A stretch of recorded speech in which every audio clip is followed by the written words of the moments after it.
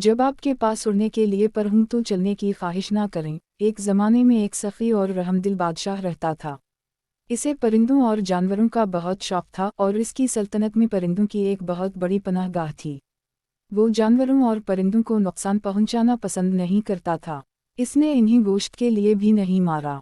परिंदों के साथ इसकी सखावत और मेहरबानी की तारीफ में बादशाह को एक ताजिर ने 2 खूबसूरत बाड़ तोहफे में दिए। वो 2 फालकन मुख्तलिफ मौसमी हालात के आदी थे।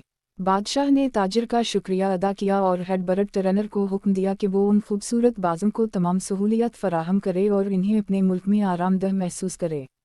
हेड टरनर ने परिंदों की देखभाल की। रफ्ता रफ्ता परिंदे मुल्क की आबवाओ हवा के मुताबिक ढल गए।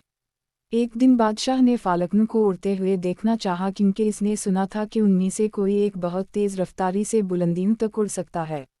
परिंदों के टरनर ने फालकन को बाड़ से बाहर जाने दिया। उसने बहुत ऊंची उड़ान भरी, बहुत तेज़ी से, और मिनटों में नीचे दीवार तक आ गई।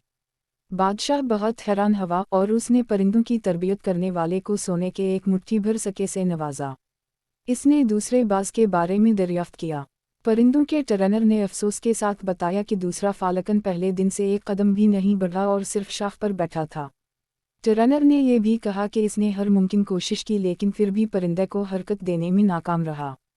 बादशाह ने उसे तसल्ली दी और बताया कि वो अपने से ज़्यादा तजुर्बाकार शख्स को लाएगा जो दूसरे बाज को तरबियत देने की कोशिश करेगा। जल्द ही बादशाह ने ऐलान किया कि उसे फालकन को हरकत देने और उड़ने के लिए किसी की ज़रूरत है।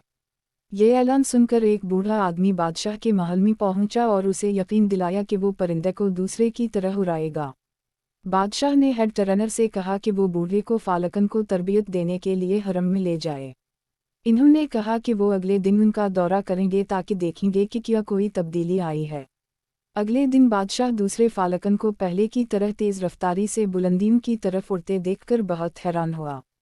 बादशाह बहुत खुश हुआ और उसने बूढ़े को सोने के चंद सके तोहफे में दिए। तब बादशाह ने बूढ़े से पूछा कि इसने परिंदे को एक दिन में उड़ाने के लिए क्या किया।